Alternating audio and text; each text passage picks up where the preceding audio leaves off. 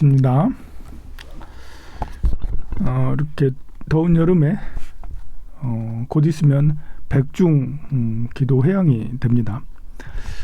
음력 7월 보름, 여러분들은 음력 7월 보름 우란분절 백중 때 조상님들을 천도하는 시간을 갖고 계신가요? 1년에 한 번 그 절에서는 조상님들을 다 모시고 합동천도제를 봉행을 해요. 1년 내내 조상님을 위해서 기도하는 것도 좋은데요.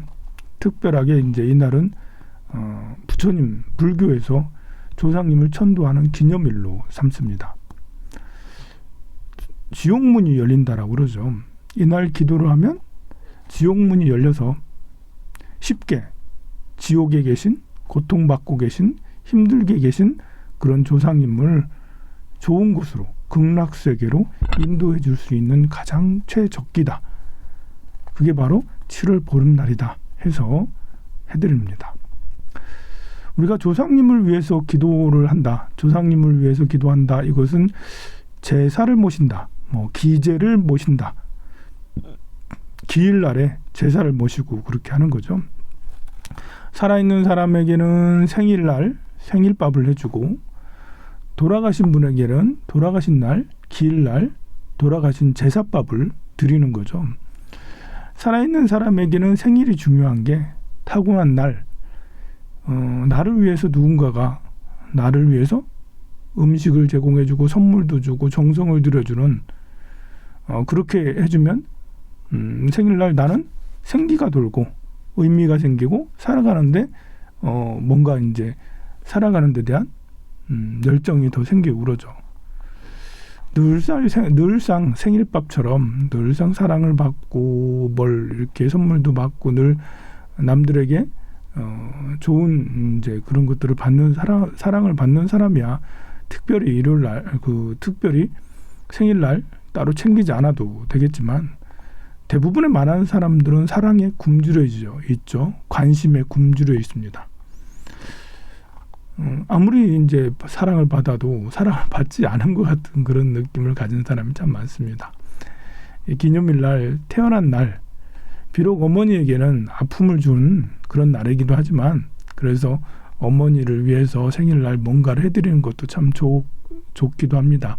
동시에 나 자신이 나 스스로에게 생일날 어떤 선물을 준다든지, 또 타인들에게서 어떤 선물을 받는다든지, 또 내 생일 말고 타인의 생물, 친구의 생일, 또 부모님의 생일, 형제나 또 자식이나 누구의 생일을 챙겨주는 것은 굉장히 의미가 있고 좋습니다.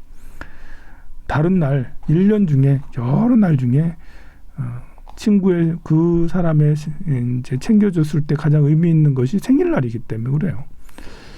더 이제 의미가 있을 때도 있죠. 굉장히 지치고 힘들었을 때 뭔가를 이렇게 의미 있는 것들을 해주는 이런 것들은 더 적절하겠죠.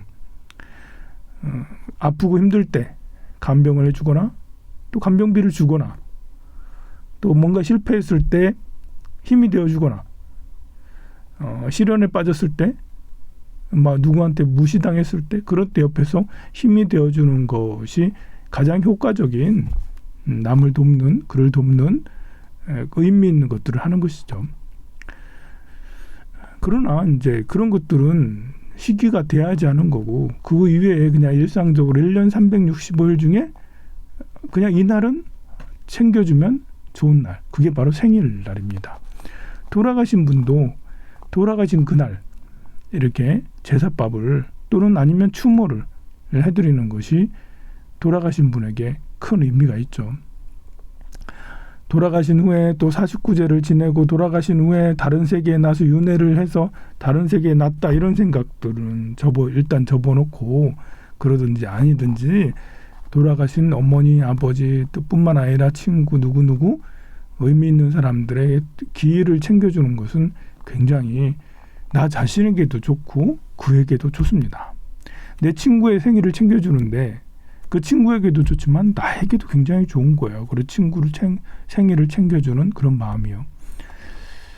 생일 또는 기일 말고 1년 중에 챙겨주면 제일 좋은 날, 그게 바로 백중날이죠.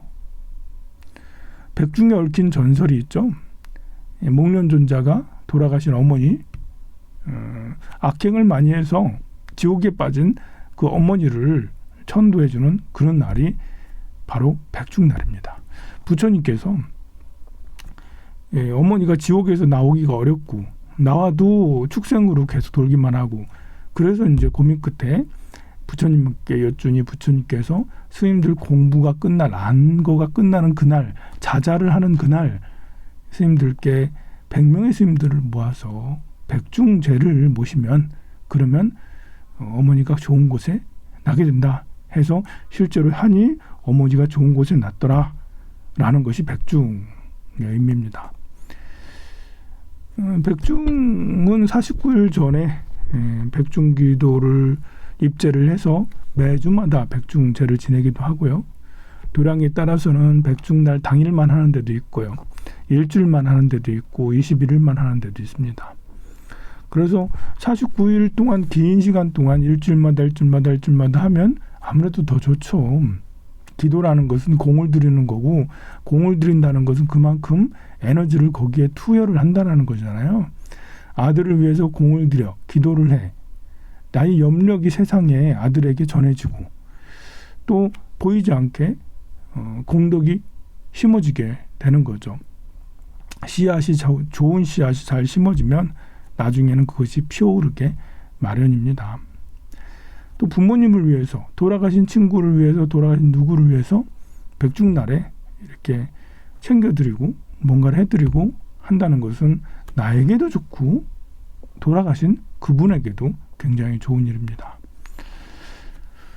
우리가 좋은 일을 하면 좋은 과보를 받고, 나쁜 일을 하면 나쁜 과보를 받고, 그것은 철칙이고 반드시 맞는 일이지만 좋은 일을 늘 한다고 해서 맨날 좋은 일만 생기는 건 아니죠.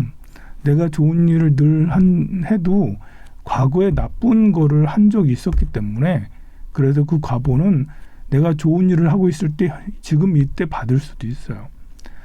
그리고 내가 좋은 일을 한다고 하더라도 어떤 사람은 상처를 입는 사람도 있어요. 나는 좋은 일을 한다고 했는데 누군가는 상처를 받아요. 상처받는 그 사람이 나한테 보복을 할 수도 있죠. 그거는 과거와 또 연결이 되어 있어서 그렇겠지만, 그래서 내가 좋은 일을 한다고 늘 나한테 좋은 일 생기고 미래에 좋은 일 생길 거라는 기대는 안 하는 게 좋습니다. 좋은 일은 내가 좋은 일이 생기기 위해서, 복을 많이 받기 위해서 하는 게 아니라, 좋은 일을 하는 이유는 내가 좋아서 하는 거죠. 내 생명의 근원에 남을 돕는 그런 착한 성품을 가지고 있어요. 그것을 드러내서 실천하려고 좋은 일을 하는 것이지, 좋은 일이 생기게 하기 위해서 거래하듯이 그렇게 하는 것은 아니죠. 근데 그렇게 해도 되긴 하는데, 그런 마음으로 하다가는 나는 이렇게 좋은 일을 많이 하는데 왜 나한테 어려운 일이 생기는 거지? 이렇게 할 수도 있습니다. 부처님 당시에 수다타 장자는 기원정사를 세우고, 또 기원정사를 세운 후에 수십 년 동안 돌아가시기 직전까지 스님들을 수백 명씩 수천 명씩 매일매일 공양을 드렸어요. 이제 이렇게 사위성, 기원정사가 있는 사위성은 부처님께서 20안거, 25안거씩 굉장히 오랫동안 부처님께서 거기서 거주를 하셨거든요. 안거를 보내셨거든요. 그렇게 오랫동안 안거를 보내신 이제 이유 중에 하나, 반드시 그것 때문에 그런 건 아닙니다만 수다타 장자가 있었기 때문이기도 해요. 수다타 장자가 매일매일 스님들에게 안정적으로 공양을 해드렸어요. 대중 공양을 했죠. 그리고 수다타 장자만 있었던 게 아니라 위사카 성녀도 그 당시에 같이 있었습니다. 남성으로서는 수다타 장자, 여성으로서는 위사카 성녀가 부처님 제자들을 시봉하고 또 이렇게 했어요. 이분들은 부처님 앞에서 5가지 보시를 하겠다고 서원을 세웠어요. 어떤 5가지를 했냐면, 몸이 아픈 스님을 위해서 부드러운 공양을 꼭 드리겠다. 또 아픈 스님을 간호해야 하는 스님들께는 힘이 나는 공양을 드리겠다. 그리고 멀리서 오느라 지친 스님들께는 죽공양을 드리겠다. 비구 스님들께는 비옷을, 비구니 스님들께는 목욕 후에 입는 옷을 바치겠다. 라는 이런 5가지 서원을 세웠죠. 수다따도, 수다따 장자도 그와 비슷하게 서원을 세우고 평생도록 그 부처님과 제자들에게 공양을 드렸어요. 그러니 위사카 성녀하고 수다따 장녀가 늘 매일매일 수행하는 비구들을 잘 공양을 했으니 안정적으로 수행하기가 좋았습니다. 그런데 이 수다따 장자는 과연 계속 복만 받았을까요? 수다따 장자가 나이가 들자 수다따 장자에게는 3명의 딸이 있었습니다. 나이가 들자 이제 3명의 딸이 이제 우리가 아버지를 대신해서, 아버지가 저렇게 고생하시는데 아버지를 대신해서 우리가 공양을, 부처님한테 공양을 드려야겠다 해서 장녀 수바따라는 마하수바따, 첫째는 마하수바따, 둘째는 쫄라수바따인데요. 첫째인 마하수바따가 아버지에게 일을 배웠어요. 부처님과 제자들에게 공양 올리는 일을. 그래서 열심히 했단 말입니다. 그래서 몇 년을 하니까 혼처가, 좋은 곳에서 혼처가 들어와서 시집을 아주 잘 갔어요. 시집을 아주 잘 가고 나니 두 번째 그걸 또 받아서 둘째가 이제 쫄라수바따가 이제 그 부처님과 제자들에게 공양 올리는 것을 받아서 열심히 했어요. 첫째보다 더 열심히 잘했습니다. 그러니까 신기하게 이번에도 혼처가, 좋은 혼처가, 아주 명문가에서 혼처가 생겨서 결혼을 아주 잘했어요. 그렇게 했는데 세 번째 이제 딸이 있었는데요. 다들 칭송을 했어요. 야, 저렇게 부처님과 제자들에게 공양을 드리니 복이 생겨서 시집도 잘 가더라. 이렇게 다들 칭찬을 해왔습니다. 그런데 이제 세 번째 수마나가 있었는데요. 이 수마나는 첫째, 둘째보다 더 잘했어요. 너무너무 잘했어요. 아주 잘 공양을 잘 올리고 정말 이제 더 잘한다고 칭찬을 했는데요. 근데 이상하게 혼처가 잘 안 들어와요. 혼처가 들어오다 끊기고, 들어오다 끊기고, 들어오다 끊기고. 이상하게 이제 나중에는 수마나가 스트레스를 받기 시작합니다. 내가 이렇게 열심히 하는데 첫째 언니, 둘째 언니는 이렇게 시집을 잘 가는데 나는 못 가나? 그러다가 나중에는 몸이 야위어지고 결국은 죽게 돼요. 그것 때문에 죽었다고는 할 수는 없겠지만 그래도 이렇게 이제 설화에서는 그와 비슷한 것 때문에 죽었다라고 그렇습니다. 수다따 장자가 그 연세가 많은데 이제 첫째, 둘째는 가고 시집 가고 셋째는 죽어서 본인이 이렇게 하게 됐는데요. 자, 그러면 자식을 잃는 고통만큼 큰 고통은 없다라고 그래요.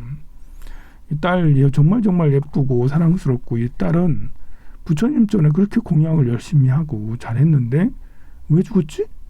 왜 일찍 죽었지? 그게 복이 없어서 일찍 죽었나요? 그렇게 생각할 수도 있죠. 복을 구하는 사람한테는 죽는 것만큼 박복한 게 어디 있어요. 젊어서 처녀로 죽는 것만큼 박복한 건 없다고 생각할 수 있겠죠. 복을 따지는 사람은. 그러나 복은 그렇게 따지진 않죠. 일찍 죽는다고 단명한다고 복이 없는 건 아닙니다. 무병장수가 꼭 복 많은 건 아니에요. 몸이 아픈 것이 복이 없는 게 아니에요. 몸이 건강한 것만이 복이 많다라는 것이 아닙니다. 몸이 건강하더라도 이 마음 공부나 수행을 할 줄 모르고 못된 짓만 해대고 다니면, 그럼 이 몸이 건강해서 못된 짓을 하고 다니는데 그게 복이 많은 거예요? 몸이 건강한 상태로 타인을 많이 돕고 좋은 일을 하면 훌륭하겠지만, 몸이 약해서 타인을 돕는 일을 못하더라도 마음 공부를 잘하면 그게 복이 많은 것이죠. 3계 6도에서 벗어나는 일들을 발버리심에서 그것들을 행하면, 그러면 몸이 아파도 복이 많은 거고요. 또 돈이 많다고 해서 복이 많냐? 꼭 그런 것도 아닙니다. 세속의 기준과 이렇게, 세속의 기준은 단기적인 안목으로 그 복이 많고 적음을 판단하잖아요. 내가 복이 많으면 돈이 많아지고, 그래서 사고 싶은 거, 먹고 싶은 거, 갖고 싶은 거 다 잘 마음대로 할 수 있다. 이것이 이제 이렇게 세상 사람들이 말하는 복이지만 먼 긴 시간을 놓고 본다면 또 육도 윤회를 놓고 본다면 육체가 잠깐 건강하거나 돈이 잠깐 많아지거나 이렇게 하는 것은 그때뿐이라는 것이죠. 그래서 더 큰 안목으로 보면 발보리심에서 부처님 말씀대로 수행하는 것이 제일 큰 복이 되는 거죠. 깨달음을 이루려고 노력하는 이것이 가장 큰 복이 되는 거예요. 몸이 아프고 아프냐 안 아프냐, 돈이 많냐 없냐, 부모 잔식이 어떻느냐, 단명을 하냐 뭐 하냐 이런 거 다 관계없이요. 지장경에서는 이제 이렇게 광목이라는 여인이 열심히 기도를 했어요. 어머니가 지옥에 있다가 새로 태어났는데요. 13살 어린 시절에 이렇게 어머니가 단명을 하고 죽어요. 그게 나쁜 건가요? 오히려 일찍 단명해서 그 다음에는 이제 좋은 곳에 천상에 태어나게 되고 그랬습니다. 그러니 이래 보면 좋고 나쁘고 하는 그런 것은 이렇게 이렇게 태어나서 13살에 죽었어. 단명했네? 어떻게 이렇게 박복해? 이렇게 할 게 아니라는 거죠. 이 세상에 태어나서 일찍 죽을 수도 있어요.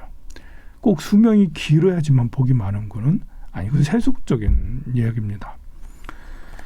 그래서 수다타는 안타깝게 기원정사도 세우고 그렇게 했으나 자기 세 번째 딸은 청혼도 받지 못하고 아주 일찍 단명을 하고 그렇게 했어요. 수다타는 굉장히 슬퍼했습니다. 이때 수마나가 죽을 때 어떤 이야기를 했냐면요. 유언이라고 해야 되나? 마지막 이제 죽을 때는 이런 말을 했어요. 아버지가 이제 죽기 전에 바로 이제 그 자리를 지켰는데요. 아버지에게 아니 그대는 나의 아우 아니냐? 아버지한테 아우 아닌가? 이렇게 하고 죽었단 말이에요. 아버지가 놀래가서 무지가 몸이 안 좋더니 정신까지 흐릿해서 그랬나? 어떻게 하면서 굉장히 슬퍼했어요. 정신이 멀쩡한 상태로 죽어도 이렇게 원통해 죽겠는데 그렇게 정신이 좀 나보고 아버지 보고 나의 아우 아닌가 이렇게 해서 죽었다니까. 그래서 너무너무 슬퍼서 부처님한테 찾아갔어요. 부처님께서 하시는 말씀이 수마나는 이 수다원, 사담, 아남, 아라한과 중에 사담과에 이르렀다. 스님들을 계속 매일 공양을 하고 공양만 하는 게 아니거든요. 공양을 하고 나면 법문도 듣거든요. 공양하고 법문 듣고 해서 사담과에 이르렀다. 이렇게 육체의 나이로 육체의 관계로 보면 아버지와 딸과의 관계지만 수행적으로 보면 딸이 너보다 수다타 장자보다 더 높은 경지에 이르렀으니 그래서 수행이 더 높으면 그게 형이고 수행이 낮으면 아우다. 그래서 수마나는 본인이 그 아버지를 보고 아우다라고 그렇게 얘기한 것이다라고 얘기를 했죠.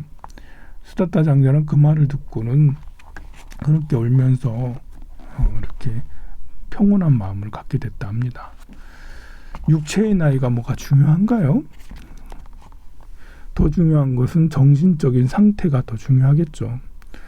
정신적인 상태도 이렇게 수행의 단계가 수담, 사담, 아남, 아란과라고 이렇게 돼 있는데요. 또 십신, 십조, 십행, 십회양, 십지, 등각과 묘각 이렇게 수행의 지위가 있는데 사실 수행의 지위를 판단해 줄 수 있는 사람은 거의 없습니다. 스스로도 내가 어느 만큼 수행이 됐나라는 걸 알 수가 없죠. 내가 신통력이 좀 더 생겨서 마음을 타심통이 있고 신족통이 있고 그 숙명통이 있다가 하여도 그것이 수행의 경지가 높은 것과 관련이냐? 물론 낮지는 않습니다. 신통이 생겼다라는 건. 그렇지만 모든 사람보다 수행이 높다라는 건 아니에요. 육체의 나이보다는 정신적인 수행의 깊이 이런 것이 더 사실 중요하죠. 이게 이제 정신적인 수행의 깊이도 높아졌다 낮았다 높아졌다 낮아졌다 할 수가 있거든요. 내가 수행하지 않으면 뒤로 퇴보하고요. 수행하면 조금 더 나아지고요. 또 너무 수행을 안 하면 높이 올라갔다가 폭 떨어지기도 하고요. 그러니 이렇게 수행의 정도에 따라서 나이를 계산하는 건 참 쉽지는 않습니다. 또 육체의 나이로 네가 형이고 내가 동생이고 하는 것도 사실 이게 이제 전생으로 놓고 보면 아무 의미가 없어요. 전생에는 아버지가 오늘은 아들이 되기도 하고요. 이생의 아들이 나중에는 할아버지가 되기도 합니다. 그래서 나랑 옆에 같이 배우자가 전생의 어머니였구나, 전생의 할아버지 할머니였구나 이럴 수 있었으니까요. 그러면 내 아들이 전에 할아버지였어. 그럼 어떻게 불러야죠? 아들한테 반말을 해야 되나? 존댓말을 해야 되나? 아들이기도 하고 할아버지도 하고. 네. 오늘 그냥 편하게 지금 현생에 이생을 기준으로 이렇게 하는 것이 사실은 맞죠. 전생까지 따지고 그러면 뒤죽박죽 알 수 있는 건 하나도 없기 때문에. 하지만 우리 불제자들은 전생과 내생, 현생들을 다 보는 자예요.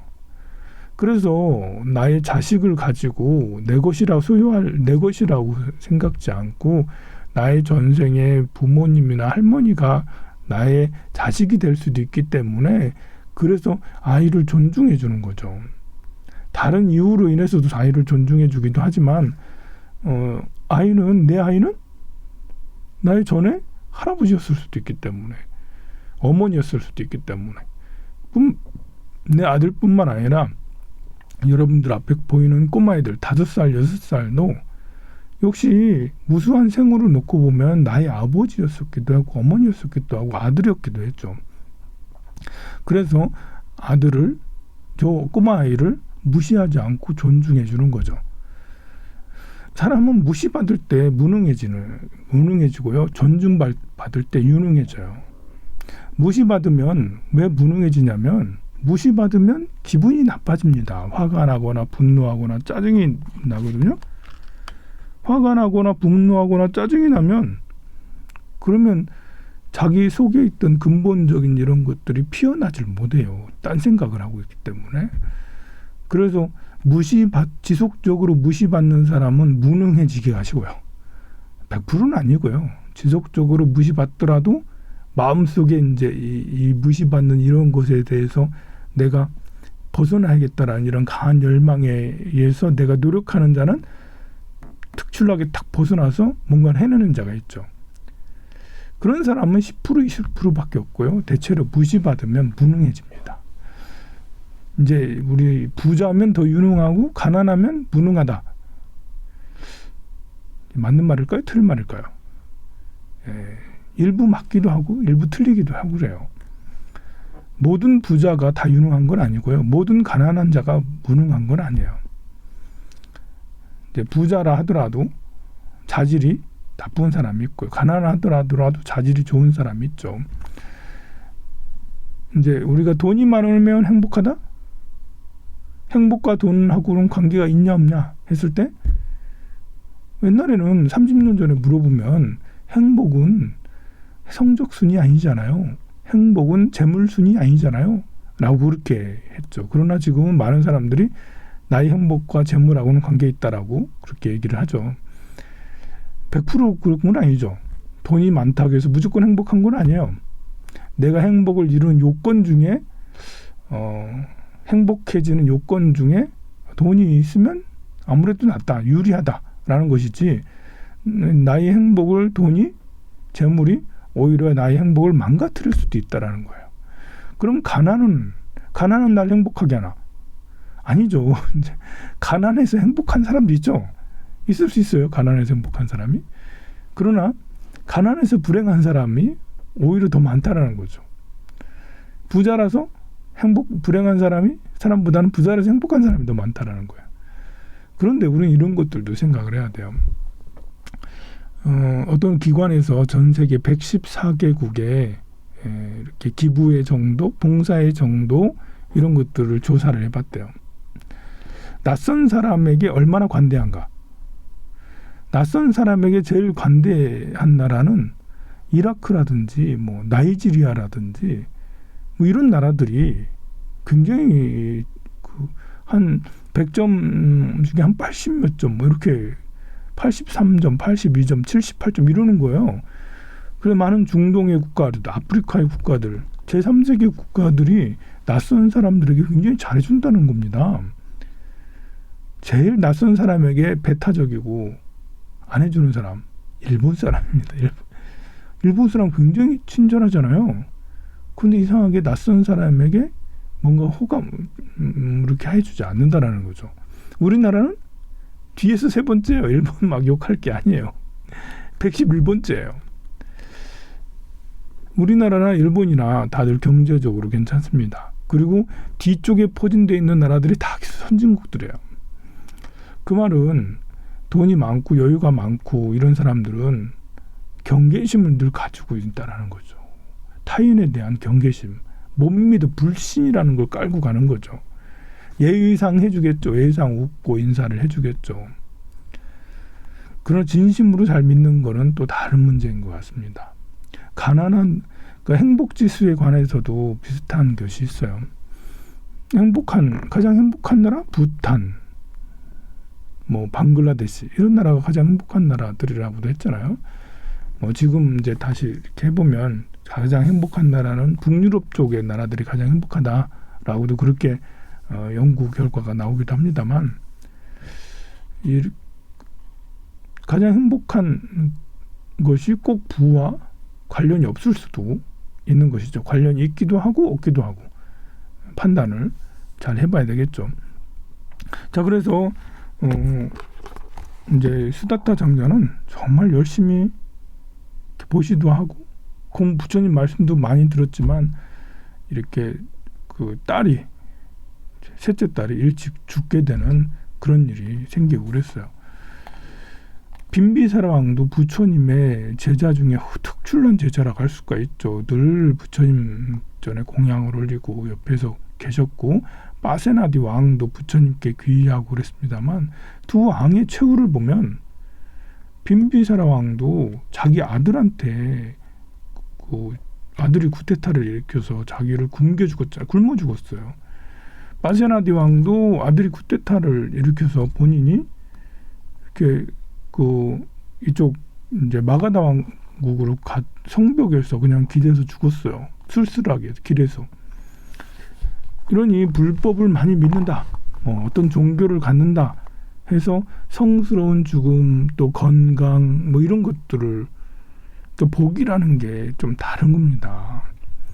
그렇게 객사를 하고 일찍 죽고 하는 것이 꼭 나쁘다 이렇게 생각하면 뭘 사업을 하다 실패했다, 기도를 내가 잘못해서 사업하다 실패했나? 꼭 그런 건 아닐 수 있습니다. 그런 것 때문에 기도를 하긴 하지만, 기도를 통해서 불공이나 공덕을 통해서 그것을 다 이룰 수 있는 건 아니죠.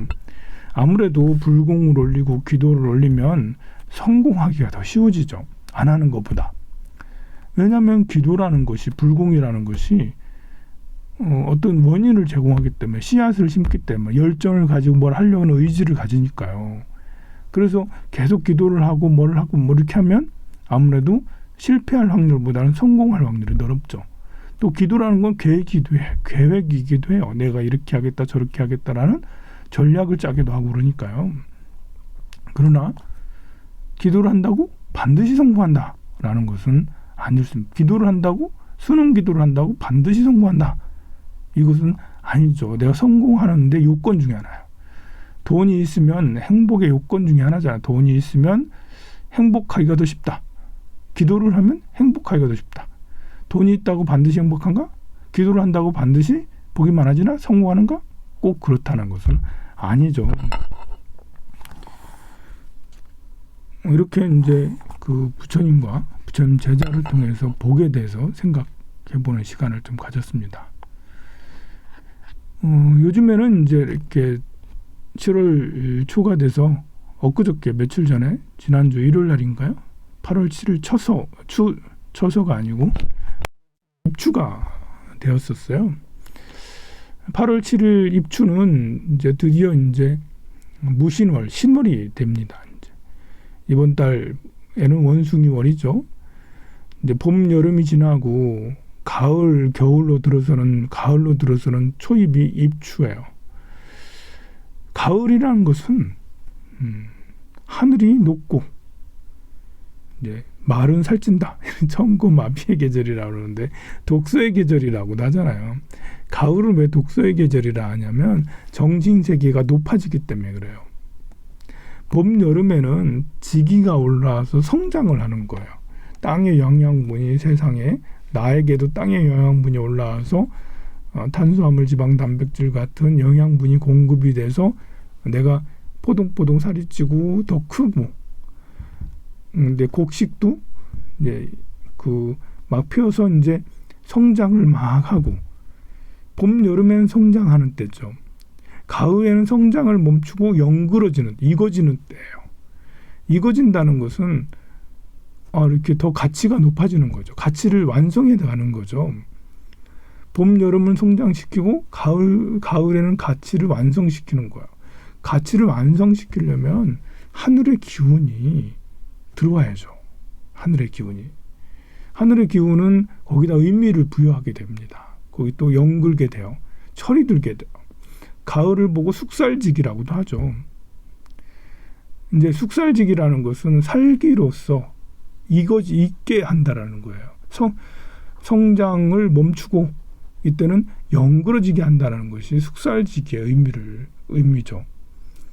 그래서 가을에는 사과, 배 같은 과일들이 보면 익어가서 열매의 색깔이 들고 맛이 들게 되죠.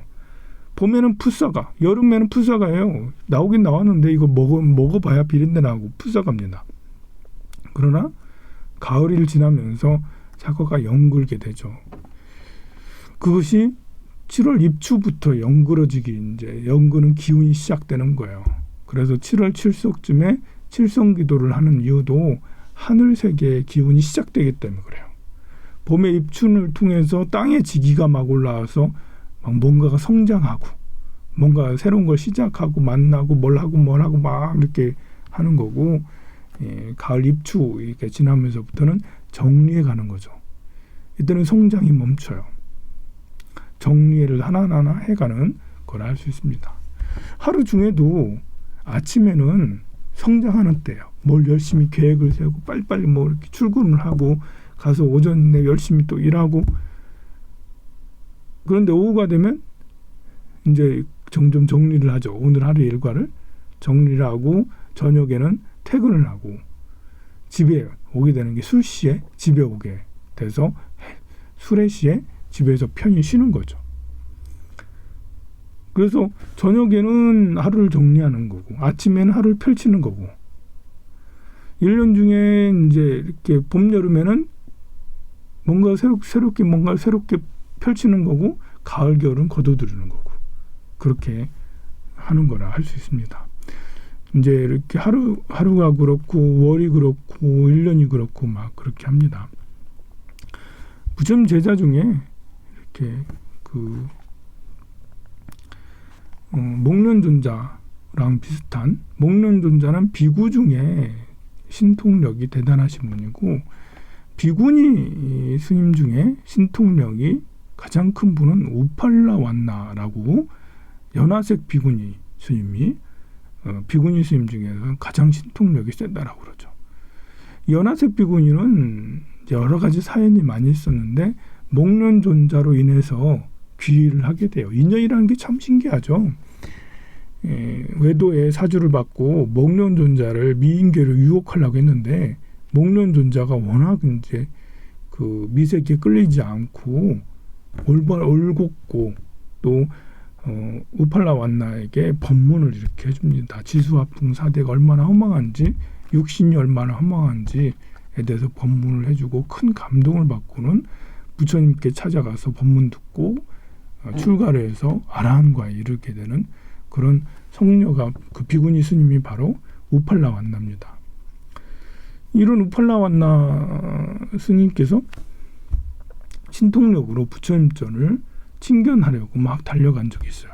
어느 때냐면 부처님께서 도리천에서 어머니를 위해서 설법을 하고는 한 안거를 도리천에서 낳거든요. 그리고는 도리천에서 내려올 때, 지상으로 내려올 때 한동안 만나지 못했던 부처님을 뵙겠다고 우팔라완나는 전륜성왕으로 변해서 탁 가서 부처님한테 수많은 공약을 올리면서 내가 부처님을 제일 먼저 친견을 해야지 해서 제일 먼저 친견하러 부처님을 맞이하러 갔죠.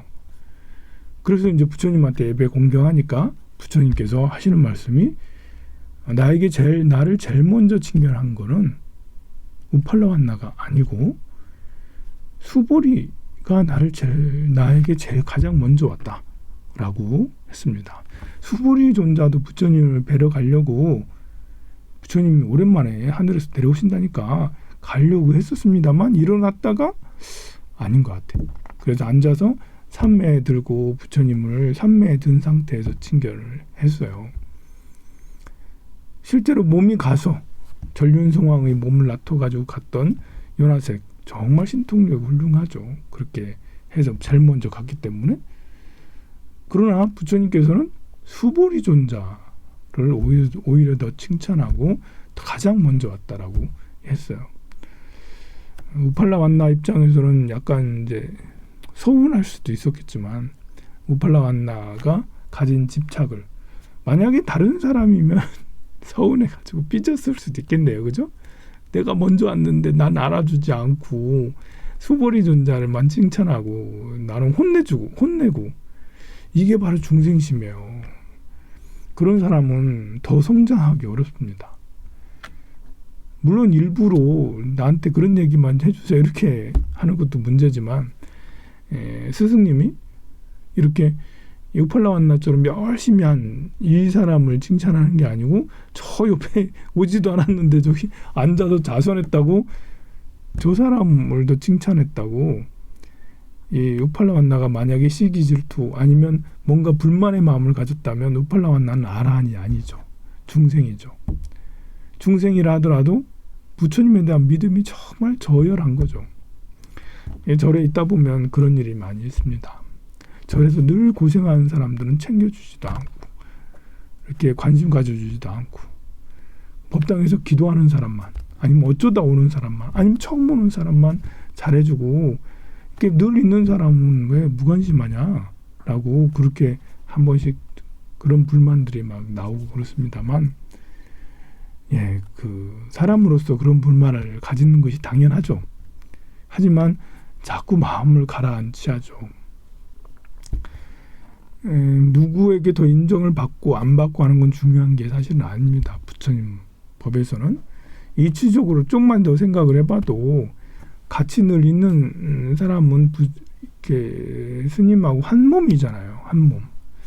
이게 이제 집에서도 비슷한 거예요. 이게 부부 관계에서도 남성이든 여성이든 이렇게 같이 있는 사람의 말을 듣기보다는 타인의 말을 더 많이 듣는 것처럼 보이기도 해요.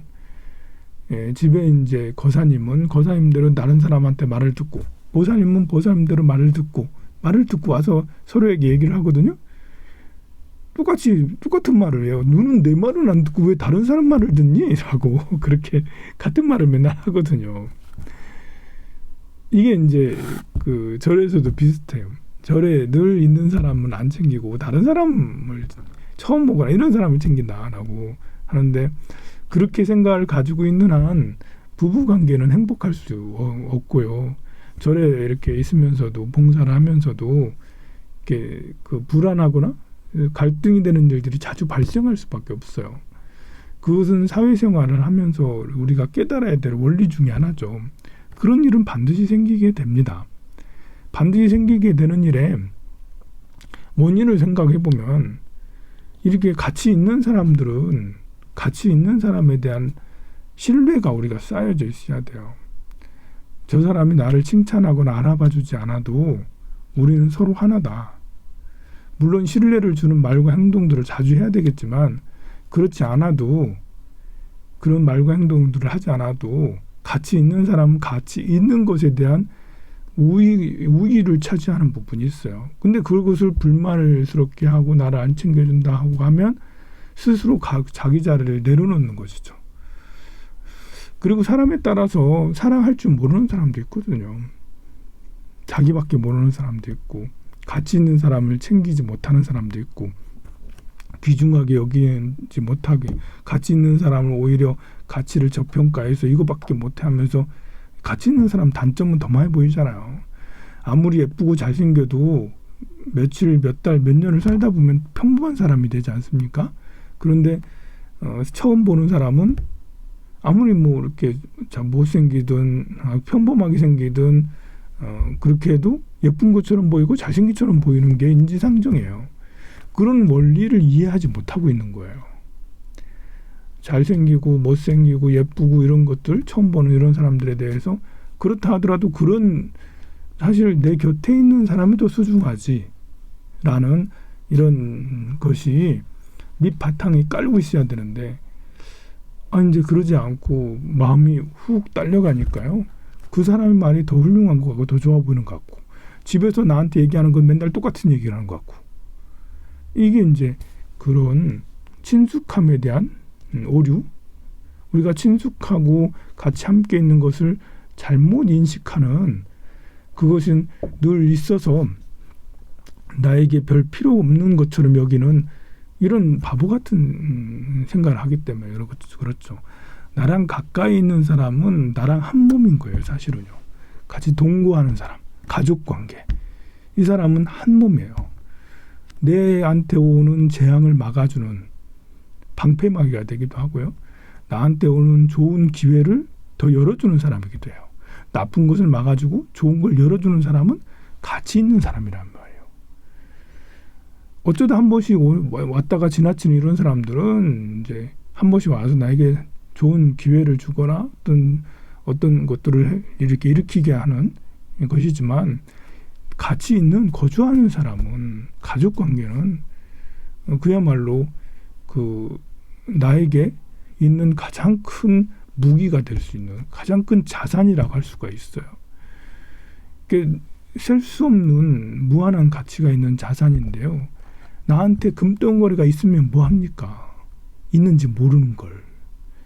그래서 우리는 가장 가까이 있는 사람이 가장 소중한 보배라는 것을 반드시 이해를 해야 될 필요가 있습니다. 우리 절에 있는 분들은 정말 저희 가족이고 저에게 필수적으로 꼭 정말 훌륭하게 정말 저에게 도움을 많이 주시는 분들입니다. 새로 오시는 분들은 그렇게 또 가족이 되려고 또 함께 하려고 하는 그런 인연들이라고 생각을 합니다. 성불하십시오. 여러분들 사랑합니다.